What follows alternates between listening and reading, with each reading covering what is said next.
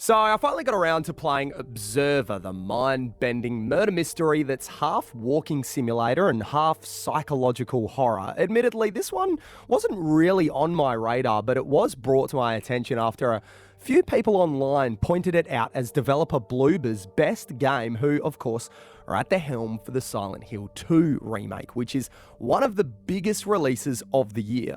Both critics and the broader public seem to back this sentiment up, with reviewers giving it a serviceable 79 on Metacritic and players giving it a slightly lower 75. While it's a relatively low bar for Bloober, who have always seen lukewarm receptions to their games, does Observer give gamers a bit of confidence for how their treatment of one of the greatest video games of all time will go down? That's what I'm here to find out as I ask, how does it play today? Let's start with what I found to be easily the most impressive part of Observer, and that is its world. This is a heavily dystopian, very bleak take on a futuristic setting. It is probably one of my favorite gaming worlds, and it's one that I'd really love to spend more time in. It's a dark and horrifying future, the future that we see in Observer.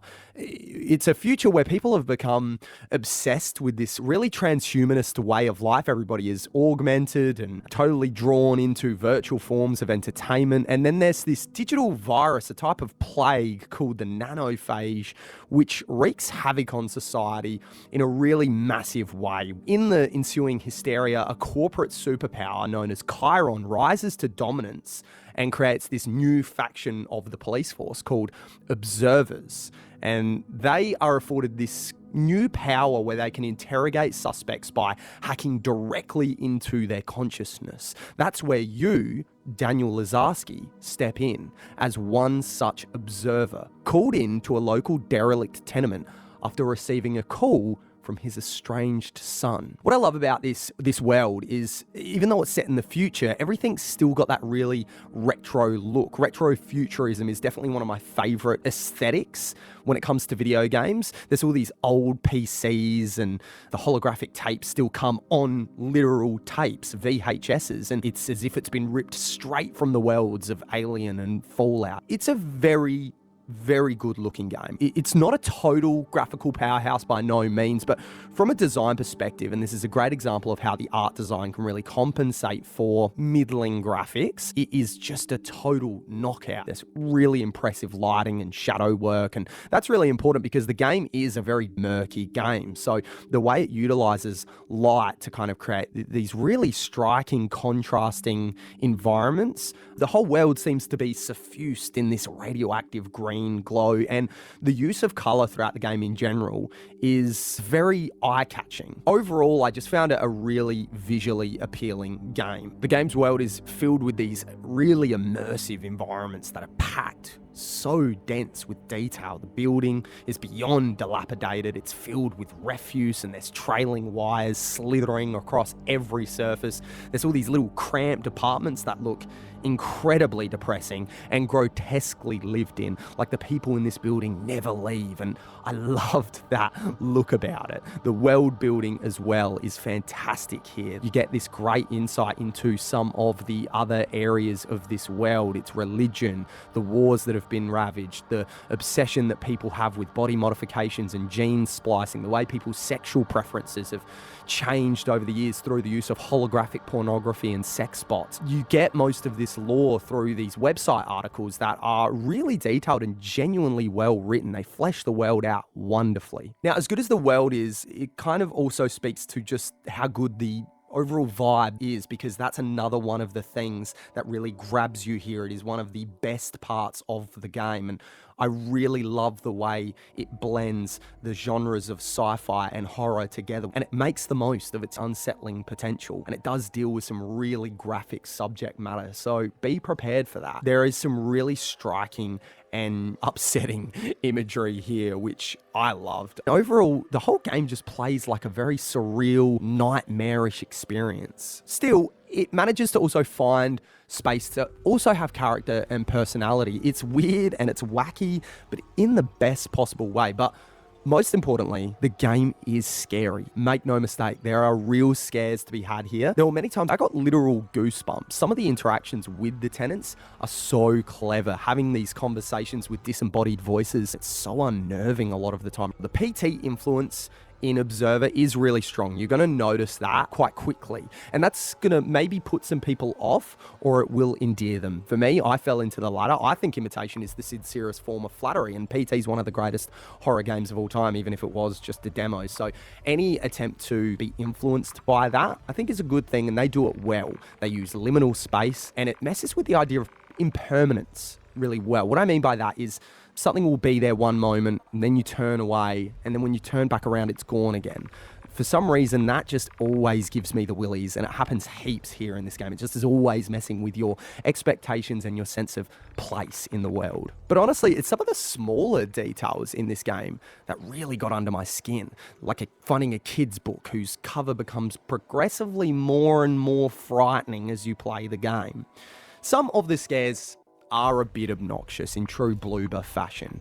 There are times where you can tell the devs have stumbled upon something that is actually scary, but then they just can't help but play that same hand again, only with diminishing returns. But for the most part, I will say that this game is utterly nightmarish in almost every way. And it's at its scariest when it reveals its most exciting gameplay feature, the Dream Eater sequences. These are standout, mostly scripted moments that see you hacking into someone's consciousness, and the results are just horrifying. The way these hellscapes glitch and jump around from perspective and play with your expectations is really disorienting. You could tell that Bloober really went all out with the production levels and the visual effects and the architecture and creation of these moments. They're also a great alternative to traditional exposition dumps, which I liked.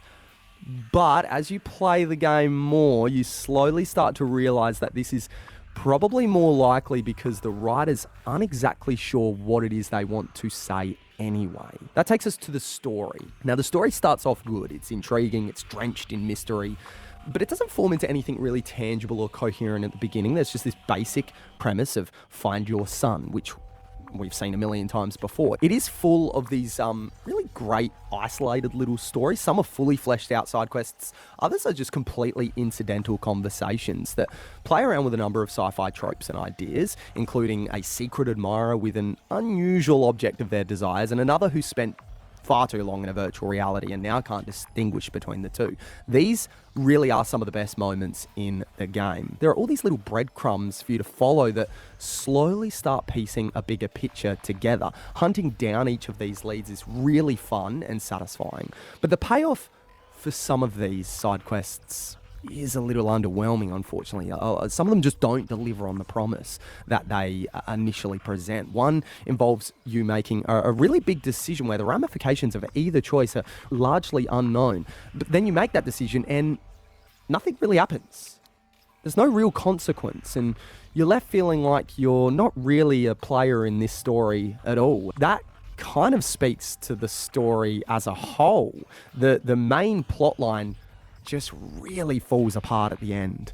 I just didn't really know what had happened in the final third act or what it was trying to do. Thematically, Observer is just kind of all over the place. Never once manages to tell this really strong, coherent narrative. It just becomes this mix of, dystopian sci-fi tropes that all combined form this ultimately bland pace that you're kind of disinterested in consuming by the game's conclusion. There's some great ideas, for sure, but that's kind of all they are. They never become more realized than just concepts that have been thrown up on a whiteboard. What if this? What if that? But no real interesting answers to these questions. The writing overall is not bad.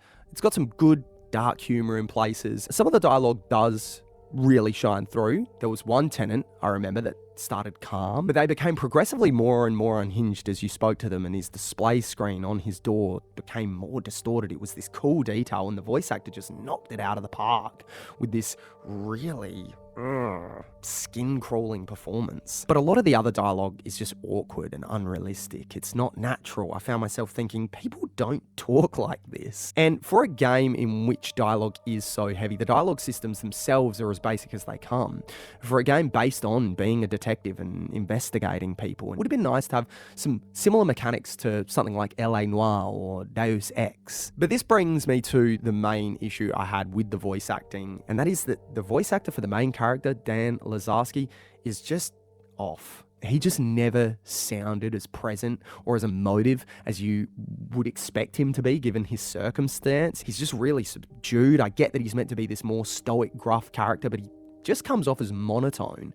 The delivery was never satisfying or pleasant. Almost like every line just comes out exactly the opposite way you would expect someone to say that. It was jarring, it was distracting, and it just felt like an odd choice. It lent into the fact that I just didn't like Dan as a character in general. He never came off as a really competent detective with good social skills, and he didn't always have the most convincing motivations, and can be said for some of the other characters in the game too. Look, overall, Observer is a game that I definitely think you should play because the ambience of the game was well and truly worth the price of admission, and the world itself is one that I would love to return to and see more corners of.